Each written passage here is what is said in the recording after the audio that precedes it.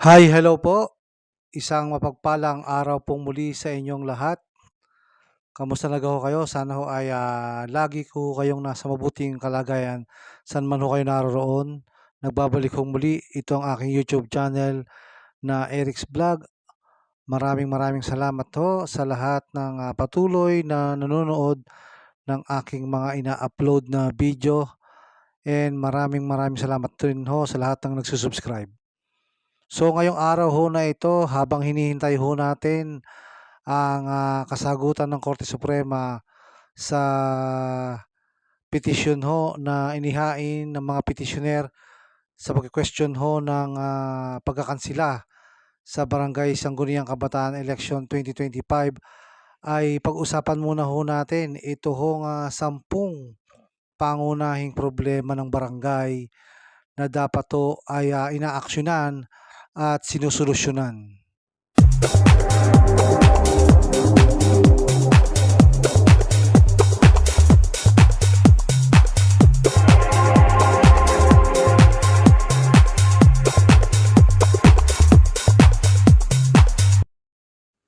Nagbabalik pong muli itong aking YouTube channel po na Eric's Vlog. Katulad ho ng aking nasabi kanina, ay pag-usapan muna ho natin ito hong 10 pangunahing problema ng barangay na dapat ho inaaksyonan at sinusolusyunan.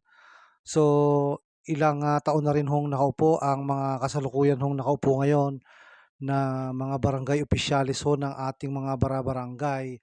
At hindi ho natin alam kung lahat ho ng mga 10 pangunahing problema ho ng barangay ay kanila lang nasolusyunan o naaksiyunan.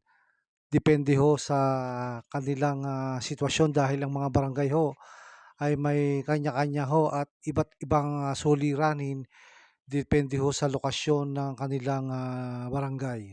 Kaunting kwento lang ho, bago ho mangyari ang election 2022 ay nakabasa ho ako ng artikulo na kung saan ay ito ho yung 10 pangunahing problema ng barangay na dapat 'to ay inaaksiyunan at sinusolusyunan ho ng ating mga barangay officials.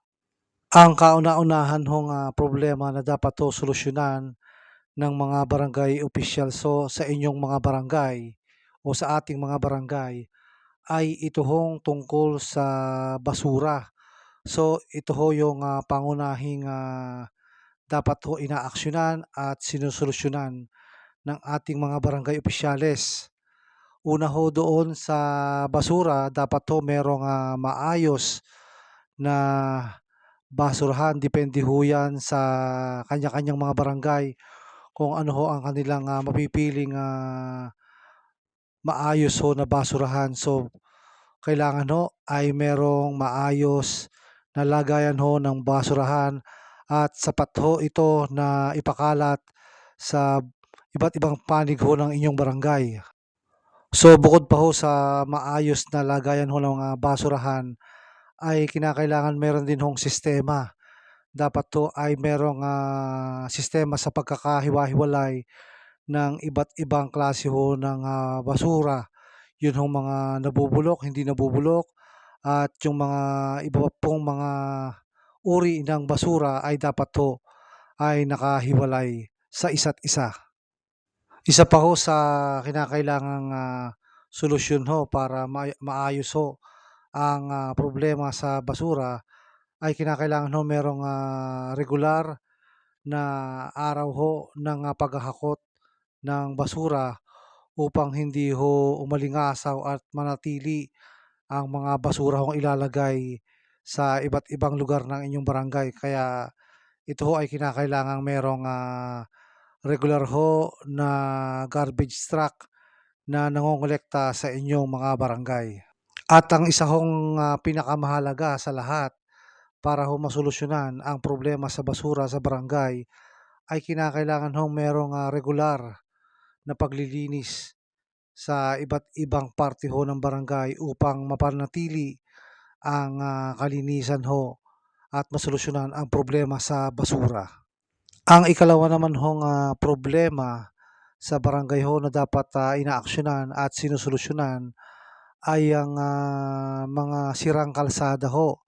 lalong-lalo na ang lubak-lubak na daan na sa tuwing ay uulan ay, napupuno ho ito ng tubig at hindi ho maganda ito para sa mga motorista na nagdadaan ho araw-araw dahil, maaari ho itong makasira at makaabala sa daloy ho ng, trapiko.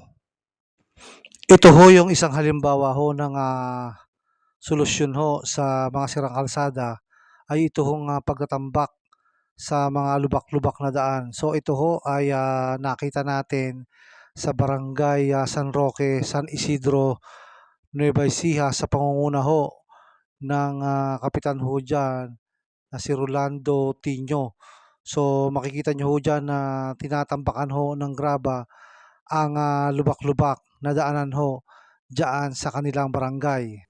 So bukod ho doon sa pagtatambak ho ng, mga lubak na daan, ay isa rin ho sa magandang o mainam ho na solusyon ay ito ho ay, gamitan ng mga pison upang ang mga lubak na daan ay pumatag ho at maisaayos. Ang ikatlo naman hong, problema sa barangay na dapat ho inaaksiyunan at sinusolusyunan ay ito hong, tungkol sa kuryente at pailaw. Lalong-lalo na ho itong tinatawag na street light sa barangay. So mas mainam ho merong maayos at lahat ho ay umiilaw ang mga street light sa barangay upang maging, maliwanag para ho sa mga motoristang dadaan sa pagsapit ho ng gabi. Kung maaari ho ay, maliwanag ang, lahat ho ng mga pangunahing daan sa inyong mga barangay upang maging, safe at ligtas ho sa lahat ho ng, residente na maaari hong, maglakad sa gabi ho. So isa ho sa mga solusyon na nakita ko ho ay ang, tinatawag ho na solar street light. So marami na ho ang nagpakabit ng, solar street light sa kani-kanilang mga barangay. Para po sa akin ay napakahalaga ho na maayos ang street light sa barangay. Ang ikaapat ho na problema na dapat ho inaaksiyunan at sinusolusyunan ng mga barangay officials ho sa kani-kanilang mga barangay ay ito hong problema sa patubig. Dahil marami pa rin ho sa mga barangay sa buong Pilipinas ang, walang, maayos ho na patubig. So katulad ho nito, isa ho sa mga solusyon ay ang, pagkakaroon ho ng poso sa iba't ibang, lugar ho sa barangay upang kahit papaano ho ay merong, maayos na patubig. At mas lalo hong, mainam kung ang isang barangay ho ay makapag-adhika o makapagtayo ho ng, water tank upang magkaroon ho ng, supply sa iba't ibang, bahay. Ito hong, problema nga ho dito sa patubig. So ito ho yung, example sa bayan ho ng Gabaldon, sa lalawigan ho ng Nueva Ecija.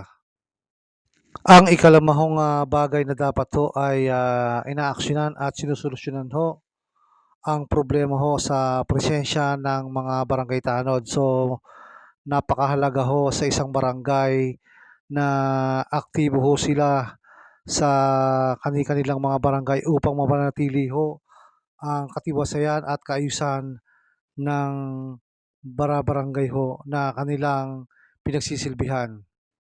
Isa pa hong, napakahalagang, mangyari ho sana diyan sa inyong mga barangay ay ito hong, presensya ng barangay tanod sa oras ho ng gabi.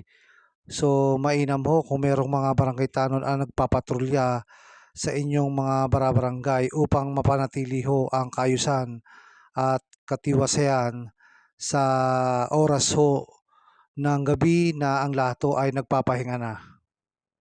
Ang ika-anim ho na problema na dapat ho ay naaksiyunan at sinusolusyunan sa inyong mga barangay ay ito hong, sakit sa ulo ho sa mga nakaparadang sasakyan dahil alam naman ho natin marami hong pasaway na lalong-lalo na ho do'n sa mga maliliit na kalye na wala hong silang sapat na paradahan ay kabilaan ho ang parada. So dapat ho ito ay naisasaayos ng barangay. Puwedeng gawin ho nila diyan ay magkaroon ng, one side parking system. So yun ho ang isa sa mga solusyon diyan.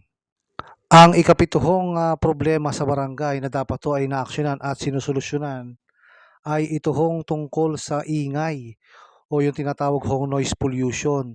So isa na ho diyan na lagi hong, involved ay ito hong, videoke.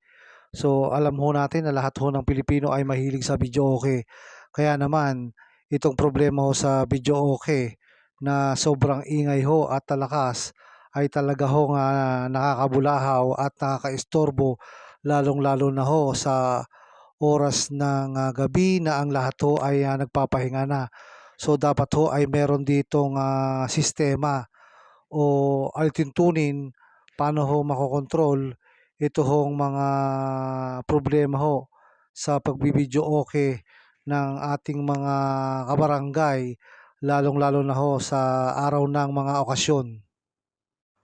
So dapat ho magkaroon ng, ordinansa ho na naglilimita ho ng oras ng, paggamit ho ng, videoke. Hindi lang ho ang videoke pati ho yung mga sound system na malalakas ay mainam hong merong, panuntunan o, oras lang ho na puwedeng, mag-videoke o gumamit ng sound system para ho makontrol ang ingay ho sa inyong mga bara-barangay. So bukod pa ho sa mga videoke at mga sound system na malalakas, ang isa pa rin hong problema sa ingay ho sa bara-barangay ay ito hong mga nagmomotor dahil ho doon sa kanilang mga tambutso at, kadalasan ho ay, talagang malalakas at pinapatunog pa sa oras ng gabi. Kaya importante ho na masolusyunan at maaksiyunan ho ang problema ho dito sa tambutso. So sa lungsod ho ng Maynila ay ito ho ay pinatupad na at pinagbawal ho ni Yorme Isko Moreno Dumagoso sa mga bara-barangay ho. So bawal na ho ang, tambutso sa kanilang lugar. So dapat ho ito ay maipatupad din sa mga bara-barangay ho sa probinsya upang, hindi ho mag-ingay ang mga motor ho, lalong-lalo na ho sa oras ho ng gabi na kung saan ho ang ating hong mga kabarangay ay nagpapahinga na po. Ang ika-8 problema sa barangay ho na dapat inaaksiyunan at sinusolusyunan ay ito hong problema sa droga. Ito ho'y matagal ng problema ng mga barangay ho. Itong, tungkol nga ho sa mga ipinagbabawal na gamot. So depende na rin ho sa barangay 'yan kung paano ho nila, bibigyan ng solusyon ang mga problema ho diyan tungkol ho sa mga ipinagbabawal na gamot. Ang ika-9 ho na problema sa barangay na dapat ho inaaksiyunan at sinusolusyunan din ay ito hong mga tambay lalong-lalo na ho sa mga pangunahing lansangan. Dahil ho, madalas ho ay nagkakaroon ng inuman hanggang, madaling araw. So 'yan ho ang isang problema sa barangay, 'yan hong, mga tambay sa oras ho ng gabi.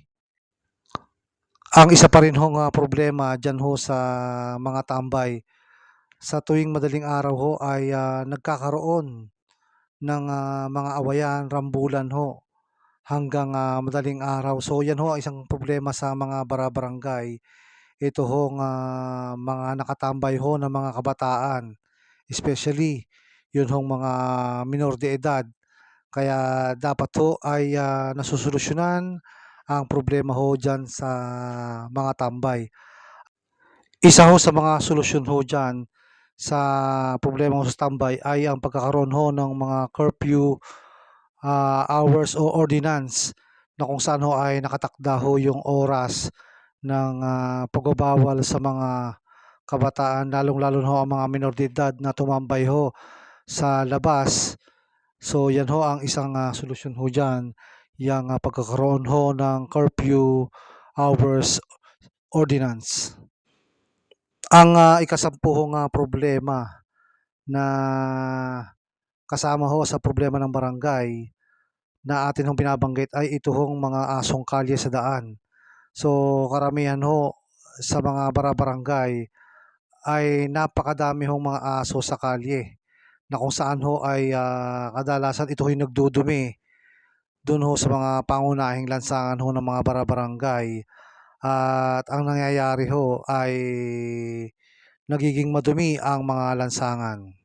So yan ho ang, mga 10 pangunahing problema ng, atin hong mga barangay na dapat ho ay inaaksiyunan at sinusolusyunan ho kung maaari ng ating mga kasalukuyang nakaupong mga barangay officials upang, maging maayos ho ang, ating mga bara-barangay. So yun ho, i-check niyo ho yung inyong mga bara-barangay kung ang mga problema hong 'yan ay, kanila na hong naaksiyunan at nasolusyunan. Kung meron pa ho kayong, ibang naiisip na mga problema ho na dapat solusyonan at aksiyunan ho ng ating mga barangay opisyal sa atin hong mga bara-barangay, ay i-comment niyo lang ho dito para ho, ating, mapag-usapan. So hanggang dito na lang po muna ang ating vlog. Maraming maraming salamat po sa inyong panonood.